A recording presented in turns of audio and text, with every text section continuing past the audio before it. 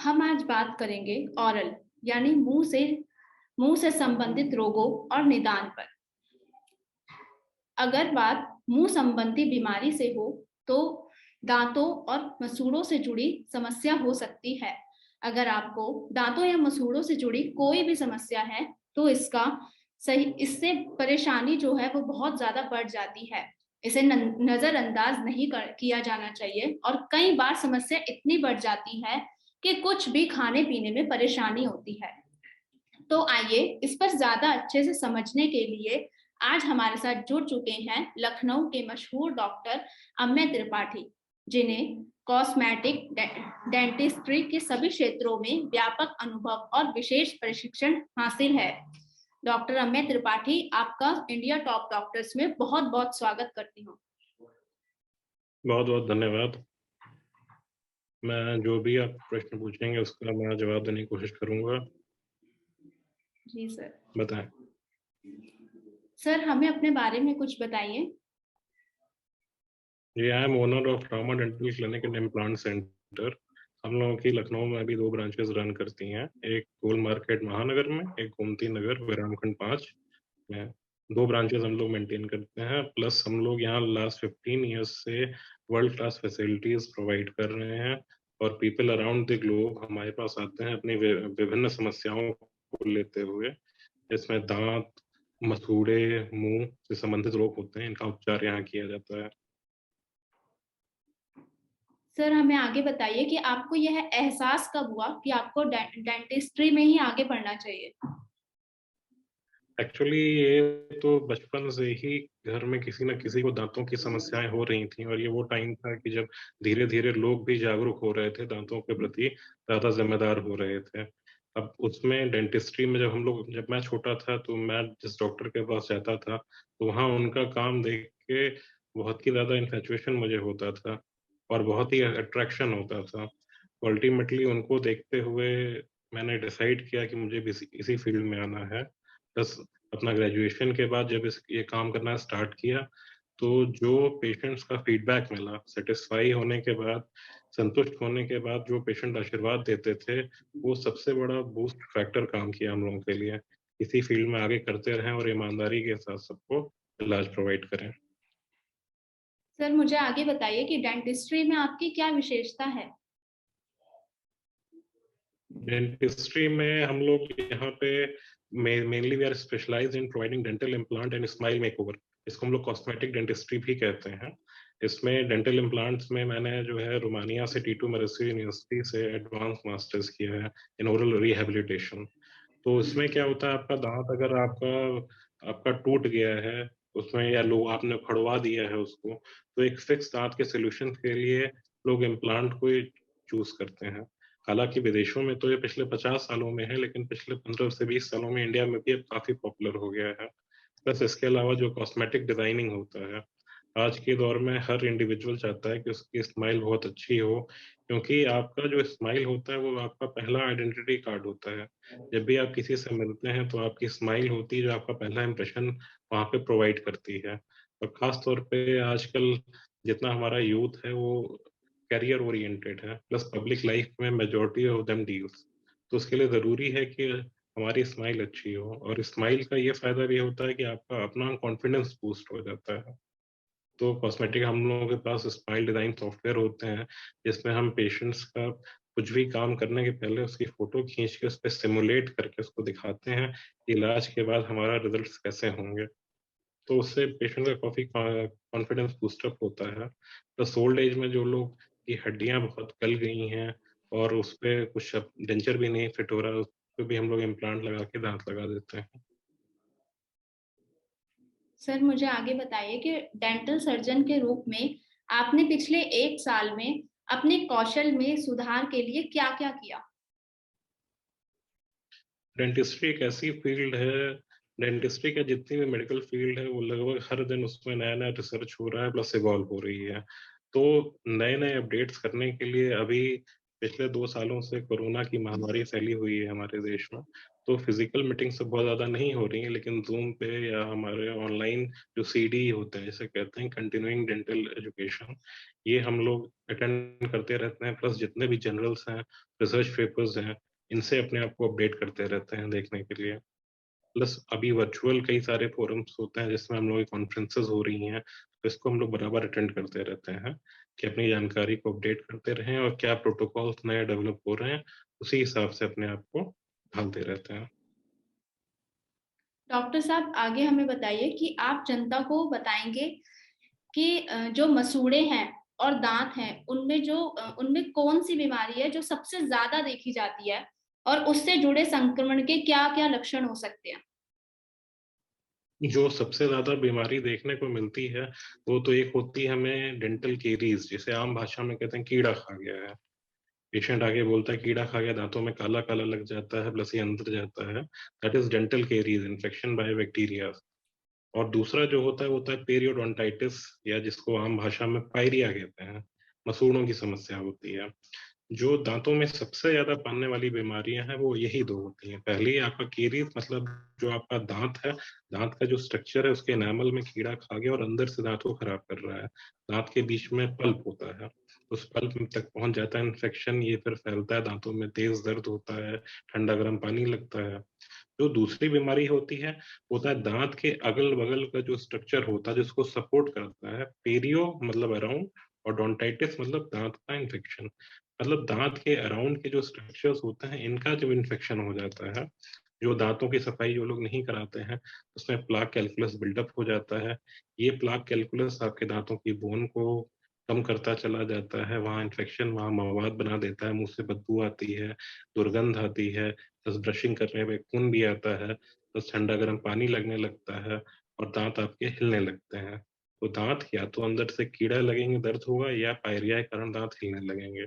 इसके अलावा एक चीज़ ऑर्थोडोंटिक प्रॉब्लम्स भी क्या होती है, दाँत किसी के टेढ़े-मेढ़े हो रहे हैं, by due to genetic reasons, और जो हमारे बचपन में हमारी आदतें होती हैं, जैसे टंग थ्रस्टिंग, अंगूठा चूसने वाला, thumb sucking, lip biting, lip bumping, बहुत सारी चीज़ें होती हैं, जो अगर बचपन में जब दाँत हमारे निकल रहे होते हैं, उस समय अगर इन बुरी आदतों को हम नहीं अगर सुधारते हैं, तो भी दाँतों में ऑर्थोडोंटिक या दाँतों को टेढ़े-मेढ़े होने की प्रॉब्लम हो जाती है।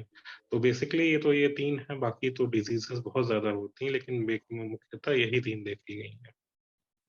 सर जो ये पायरिया बीमारी है, ये आजकल मतलब आम लोगों में बहुत ज़्यादा देखी जा रही है, मतलब बहुत ज़्यादा ऐसे मात्रा में जी। देखा जा रहा है। तो इससे बचने के लिए आप क्या सलाह देना चाहेंगे लोगों को? मतलब इससे कैसे बचा जाता है? जो पायरिया होता है, पायरिया बेसिकली डेवलप, इसको हम लोग बड़ी आसानी से रोकथाम भी कर सकते हैं। ये पायरिया अगर एक बार आपको हो जाए या सीवियर पेरियोडोंटाइटिस हो जाए, तो फिर दाँत आपके सारे हिल जाते हैं। लेकिन अच्छी बात ये है कि अगर शुरुआत में ही ध्यान दिया जाए, जैसे क्या होता है, जब आप ब्रशिंग करते हैं, तो आपका ब्रश हर जगह नहीं पहुँच सकता मुँह में। तो बहुत सी ऐसी जगह होती हैं, जहाँ पे दाँत टेढ़े-मेढ़े होने के कारण या आपका एक्सेस नहीं होने के कारण आप ब्रश नहीं कर पा रहे हैं। अगर 6 महीने के दौरान, नॉर्मली अगर आप 3 से 6 महीने के दौरान डेंटिस्ट से विज़िट करते हैं, दाँतों की सफाई करा लेते हैं, तो उस कैलकुलस को समय रहते ही हटा दिया जाता है, जो दाँतों में पायरिया डेवलप कर रहा है। और अगर आप हर 6-6 महीने पे या 3 से 6 महीने के बीच में दाँतों की सफाई किसी प्रॉपर डेंटिस्ट जो आपके घर के आस-पास रहते हैं, उनसे कराते रहते हैं, तो आपको लाइफ लॉन्ग पायरिया नहीं होगा। बहुत आसानी से। लेकिन होता क्या है, लोग बहुत डरते हैं, क्योंकि उन्होंने 40-50 साल की उम्र हो गई, कभी दाँतों की सफाई कराई नहीं। जब पहली बार आप दाँतों की सफाई कराने गए, उस समय एडवांस स्टेज में पेरियोडोंटाइटिस आपको हो चुकी है। उस केस में जैसे ही आपने साफ कराया, तो आपको पानी लगना शुरू हो गया, तो आपको लगा कि डेंटिस्ट ने बहुत ताकत लगा के सफाई कर दी है या गलत तरीके से सफाई कर दी है। इसलिए प्रॉपर ब्रशिंग करिए, सुबह-शाम दोनों बार ब्रशिंग करिए। बहुत से लोग दिन में एक ही बार ब्रश करते हैं, जबकि रात का ब्रशिंग इज़ वेरी इम्पोर्टेंट। और दाँतों में फ्लॉसिंग, फ्लॉसिंग मतलब दाँतों के बीच में धागा डाल डाल के, वैक्स फ्लॉस धागा होता है, जिसको दाँतों के बीच में डाल के हम लोग सफाई की जाती है। अगर दोनों टाइम आप ब्रशिंग करिए, फ्लॉस का यूज़ करिए, साथ में आप माउथ वॉश यूज़ करिए, और अगर आप डेंटिस्ट को 6-6 महीने पे कंसल्टेशन कर रहे हैं, तो लाइफ लॉन्ग आपका पायरिया कंट्रोल में रहना चाहिए। डॉक्टर साहब हमें आगे बताइए कि एक स्टडी के अनुसार ऐसा पाया गया है कि भारत में 60 से 90% जो स्कूली बच्चे हैं, उनमें कम से कम एक डेंटल कैविटी की समस्या तो होती ही है। ये जो है, ये बहुत डराने वाला आंकड़ा है सर। और हमें बताएं कि दांतों में कैविटी होने के क्या कारण हैं? जी, आजकल देखिए दांतों में केरीज होने के कैविटी जिसे हम कहते हैं डेंटल केरीज उसे हम लोग कहते हैं। इसका मेन कारण होता है आजकल की डाइट। जो डाइट हमारी हो गई है ये बहुत ज़्यादा शुगर बेस्ड हो गई है और बहुत स्टिकी डाइट हो गई है। पहले के ज़माने में क्या होता था आपका फूड बहुत बड़ा फाइब्रस होता था। प्लस पहले के लोग बहुत नियम कानून का पालन करते थे खाने के पहले कि नहाने-धोने के बाद ही खाना खाना है। अभी क्या है लाइफ़स्टाइल बहुत चेंज हो गई है। आपकी डाइट में शुगर, ब्रेड, प्रोसेस्ड फूड बहुत ज़्यादा बढ़ गया है और ये प्रोसेस्ड फूड, मैदा अधिकता के कारण दाँतों में चिपकता भी बहुत है। प्लस ओरल हाइजीन बच्चों में क्या होता है कि माता-पिता अगर ध्यान ना दें, तो बच्चे बहुत कायदे से ब्रश नहीं करेंगे। वो ब्रश लेते हैं, मुँह में डालते हैं, हटा देते हैं। प्लस क्या होता है अगर रात में आप कुछ भी मीठा खा के सो गए या कुछ भी स्टिकी फूड खा के सो गए, तो रात भर उस मीठे के जो मीठा फूड है उसको खाने के लिए बैक्टीरिया आपके हमारे एनवायरनमेंट में बहुत बैक्टीरिया होता है। ये मौका देखता रहता है कि हमारी इम्यूनिटी लो हो या उसको फेवरेबल सर्कमस्टेंसेस मिलें। जिसे हम कहते हैं कि मुँह में गीलापन है, मॉइस्चर है प्लस वहाँ पे अगर कुछ खाना फँसा हुआ है तो बैक्टीरिया उसमें लग जाएगा और वो आपके दाँतों को खराब करेगा। बच्चों में एक आदत भी होती है कि वो चॉकलेट खा के सो गए रात में। वो चॉकलेट फँसा रह गया प्लस सफाई नहीं हुई। इसी कारण देखा जाता है कि केरीज़ बढ़ती चली जाती है और होता क्या है केरीज़ अपने पहले दूसरे स्टेज में कोई सिम्पटम नहीं देती, सिर्फ़ दिखाई देता है काला-काला लगा हुआ है। जब दर्द होता है या पानी लगता है, जब आपका केरीज़ एनामल से नीचे डेंटिन में जाती है तब हल्का-सा पानी लगता है और जब उसके नीचे पल्प में आती है तब आपको ठंडा-गरम लगता है। तो उस कंडीशन में जब आप डॉक्टर के पास ले जाते हैं तो आइदर फिलिंग की जाती है या फिर रूट कनाल होता है उसका। इसको प्रिवेंशन करने का सबसे बढ़िया तरीका है कि मम्मी-पापा पेरेंट्स इंश्योर करें कि बच्चे प्रॉपर ब्रशिंग कर रहे हैं। रात को ब्रश करने के बाद कुछ भी खाने को ना दें। बस एक टॉपिकल फ्लोराइड एप्लीकेशन होता है। फ्लोराइड केरीज़ को रोकता है। तो स्कूली बच्चों के लिए हम लोग यही एडवाइस करते हैं कि आप डेंटिस्ट के यहाँ जाके टॉपिकल फ्लोराइड मतलब ऊपर से फ्लोराइड लगा के वहाँ पे अप्लाइड किया जाता है, तो वो फ्लोरोएपेटाइट बॉन्ड्स बना के दाँतों को केरी से लड़ने में सहायता करता है। तो टाइमली अगर इसको कराया जाए तो ये इस चीज़ से एलिमिनेशन हो सकती है इस चीज़ का। सर, मैं आगे आपसे ये जानना चाहूँगी कि आजकल ऐसा बहुत देखा गया है कि जैसे कई लोगों के दाँत के ऊपर दाँत आ जाते हैं, तो डॉक्टर्स के पास जाते हैं तो अक्सर वो ये सलाह देते हैं कि इन दाँतों को 18 साल की उम्र से पहले ना निकलवाएँ कि आँखों पे ज़ोर पड़ेगा या आपकी आँखों की रोशनी भी जा सकती है, तो इस पर आपका क्या कहना है? नहीं, नहीं, बिल्कुल नहीं, ये तो एक अंधविश्वास है। दाँतों और आँखों में कोई संबंध नहीं होता। अगर आपका दूध के दाँत नॉर्मली क्या होता है आपके बॉडी में 2 सेट्स ऑफ टीथ आते हैं, milk teeth and permanent teeth. Milk teeth को डेसिडियस टीथ भी कहते हैं। इनका मेन काम यही होता है कि ये 6 साल की उम्र से निकलना शुरू करते हैं, 6 से 7 साल की उम्र में और 14 से 15 साल तक ये पूरी तरह से गिर के रिप्लेस हो जाते हैं। ये तब तक आपके मुँह में रहते हैं, जगह बनाए रहते हैं, जब तक परमानेंट टूथ निकलने की कंडीशन में ना हो पाएँ। कई बार ऐसा होता है इन्फेक्शन के कारण, चोट के कारण या किसी और कारण से आपका दूध का दाँत नहीं गिर पा रहा है। उसपे क्या होता है उसके जो आपका परमानेंट दाँत है वो जगह बनाने के लिए ऊपर-नीचे से निकल आता है। लेकिन ऐसी कंडीशन में तुरंत आपको वो डेसिडुअस टीथ निकाल देना चाहिए और उसके निकालने से किसी भी तरीके से आँखों पे कोई प्रभाव नहीं पड़ता है। ये बिल्कुल अंधविश्वास है, गलत है। दाँतों और आँखों में कोई संबंध नहीं होता। कोई रेयर में 100 मतलब 1 करोड़ या 1 अरब में 1 आदमी का कुछ हो भी नर्व्स का ट्रांज़ैक्शन या कुछ हो तो बात अलग है, नहीं तो दाँतों और आँखों में कोई भी संबंध नहीं है। तो बेसिकली ये आप बच्चे ही नहीं बड़े आदमी भी आते हैं हम लोगों के पास उनके पे ही क्वेश्चन यही होता है कि अगर हम दाँत उखड़वाएँगे, तो हम लोग कहते हैं उस हिसाब से तो जो डेंचर वाले पेशेंट हैं उनको अंधा होना चाहिए। उनके तो सारे दाँत उखड़े हुए हैं। तो ऐसा कुछ भी नहीं है, अगर आपका दाँत आगे ऊपर-नीचे निकल रहा है, तुरंत डेंटिस्ट को निकलवाएँ। दूध के दाँत गिरने की उम्र हो गई है लेकिन नहीं गिर पा रहा है वो, तो तुरंत उसको निकलवा लें। बहुत ही वो तो बल्कि स्प्रे लगा के निकाल दिया जाता है, इंजेक्शन भी नहीं लगता क्योंकि नॉर्मली उनके रूट्स हिलनी स्टार्ट हो चुकी होती हैं। कई बार वो मसूड़े में फँसे रहते हैं, निकल नहीं रहे हैं, तो परवरदांत अगल-बगल से निकल आता है। सर आगे हमें बताएं कि दांतों की जो कैविटी है, उसके जो इलाज के विकल्प हैं वो क्या है और कौन-कौन से हैं? देखिए, दांतों में जैसे कि आपके दांतों में 3 लेयर होती है, एनामल, डेंटिन, पल्प। एनामल सबसे बाहरी लेयर होती है, सबसे मजबूत होती है, it is more than 3 times strong than your bone. अगर जब इसमें कैरीज़ या कीड़ा लगता है या कैविटी जब लगती है, तो आपको ब्लैक-ब्लैक दिखाई देगा। ये वो टाइम है जब आप डेंटिस्ट के पास जाइए, बहुत आराम से आपको बिना किसी दर्द के, बिना किसी किसी इंजेक्शन के वहाँ पे उस कैरीज़ को निकाल दिया जाएगा और आपको दाँत के रंग से मिलती-जुलती फिलिंग कर दी जाएगी। That is the best time to get the filling done. Second क्या होता है, अगर ये डेंटिन में आ रहा है, हल्का-फुल्का पानी लग रहा है, तब एक पेस्ट देके ऊपर से फिलिंग कर दी जाती है। ये भी बहुत ही कम समय बहुत छोटा-सा प्रोसीजर होता है। लेकिन जब अगर ये लगते-लगते पल्प तक आ जाता है, तब आपको दाँत में रूट कैनाल ट्रीटमेंट कराना पड़ता है। बच्चों में पल्पोटोमी, पल्पेक्टोमी वगैरह भी उसके होते हैं, जिसको आप छोटा वर्ज़न कह सकते हैं उसका।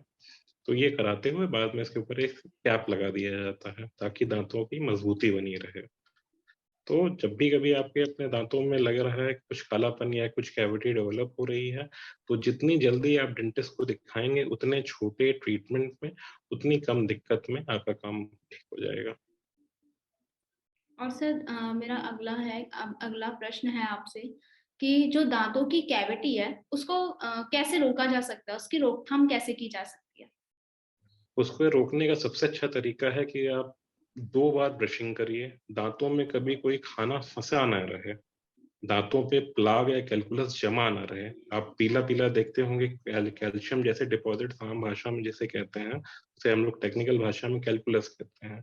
इसके नीचे कैरीज़ डेवलप होने लगता है, ये चीज़ ना हो। दूसरी चीज़, आपके कई बार खाते-खाते खाना फँस जाता है। खाना फँसने के बाद अगर आप उसको छोड़ देते हैं वहाँ पे, तो कैरीज़ लगना वहीं से या कैविटी लगना वहीं से शुरू होता है। अगर आप प्रॉपर ब्रशिंग करते हैं, प्रॉपर फ्लॉसिंग करते हैं, मतलब आपका दाँत ब्रश से साफ हो रहा है और फ्लॉसिंग या धागे से आप दाँतों के बीच में डाल-डाल के उनको साफ कर ले रहा है। अब तो वाटर पिक, वाटर जेट्स भी आते हैं। अगर कई लोग जो धागे से नहीं फ्लॉसिंग कर पाते, उनको बड़ा कम्बरसम लगता है, वो लोग वाटर फ्लॉस यूज़ कर सकते हैं। और प्लस आप 3 से 6 महीने पे अपने नियर बाय डेंटिस्ट को विज़िट करिए। वो आपका चेकअप करते रहेंगे। कई बार ऐसा होता है कैरीज़ या कीड़ा कहीं कैविटी लगना शुरू हो रहा है, तो इनिशियल फेजेज़ में ही आपको सतर्क कर देंगे। प्लस आगे क्या ट्रीटमेंट करना है आप जान लेंगे। अगर आप क्लीनिंग अच्छे से रखते हैं, तो आपको कैविटी नहीं होगी। कैविटी का और कोई बड़ा कारण नहीं होता। मेनली वही होता है कि आपने ऐसी प्री-डिस्पोज़िंग कंडीशन अपने मुँह में बनने दी है जिस पे कीड़ा लगते हैं। सर आगे हमें बताइए कि अभी जो कोरोना है वो उसके जो केसेस हैं वो बहुत बढ़ते जा रहे हैं और कोरोना जो है उसकी जो तीसरी लहर है उसकी आने की भी बहुत हाई पॉसिबिलिटी है। तो इसमें आप फ्रंट लाइन कार्यकर्ता के रूप में स्वयं की देखभाल और नियमों का पालन कैसे करेंगे? जी, जी। इसमें जो भी कोरोना एप्रोप्रिएट प्रोटोकॉल्स होते हैं, जो हमारे भारत सरकार ने, हेल्थ डिपार्टमेंट ने बनाया हुआ है, उनका अच्छे से पालन बहुत ज़रूरी है। हमारी क्लिनिक में हमारा सारा स्टाफ फुल्ली वैक्सीनेटेड है। सभी हेल्थ लाइन वर्कर्स की जैसे ही हम लोग की बूस्टर डोज़ का भी टाइम आ रहा है, हम लोग सब लोग जाके अपना बूस्टर डोज़ भी लगवा लेंगे। प्लस हमारे यहाँ स्क्रीनिंग होती है, पेशेंट्स को 6-6 फीट की दूरी पे रखा जाता है, प्लस साथ में एक ही आदमी अलाउड होता है और प्लस ये भी ध्यान हम लोग रखते हैं कि भीड़ ना लगने पाए। ओनली सिर्फ अपॉइंटमेंट देके पेशेंट्स को बुलाया जाता है और उनके बीच में एप्रोप्रिएट गैप रखे जाते हैं। साथ ही क्लिनिक में फेस मास्क, सैनिटाइज़र सब कंपल्सरी है। इसके अलावा आने आने के आते ही हम लोग उनको जितना भी है, हर पेशेंट का टेम्परेचर स्क्रीनिंग होती है। तो जो भी हमारे कोरोना एप्रोप्रिएट प्रोटोकॉल्स हैं, उनका पूरी तरह से पालन किया जाता है, डिस्पोजेबल आइटम होते हैं, उनका ज़्यादा से ज़्यादा प्रयोग किया जाता है, प्लस ऐसी चीज़ें जैसे एयर प्यूरीफायर हो गया, उनको लगाया गया है, प्लस जो भी और सारे प्रोटोकॉल्स हैं, प्लस कुछ ट्रीटमेंट्स हैं जो इस समय नहीं किए जाते हैं।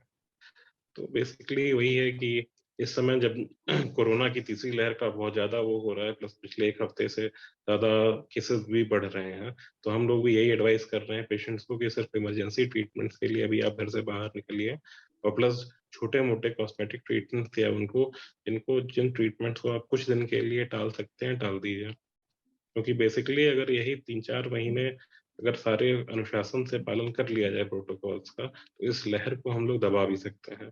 Otherwise everybody needs to take care of himself और अपने आप को बचाए रखें। सर, इतनी जानकारी के लिए और हमसे जुड़ने के लिए डॉक्टर अमित त्रिपाठी का बहुत बहुत धन्यवाद, और हम आपसे अब आगे मिलेंगे किसी और मुद्दे के साथ। Sure, thank you for the interview. Thank you sir. और अगर आपको भी किसी मसूड़ों और दांतों की सेम प्रॉब्लम है तो इंडिया टॉप डॉक्टर की वेबसाइट पर जाकर डॉक्टर अम्मे के साथ आप अपनी अपॉइंटमेंट बुक कर सकते हैं। Sure, will be there.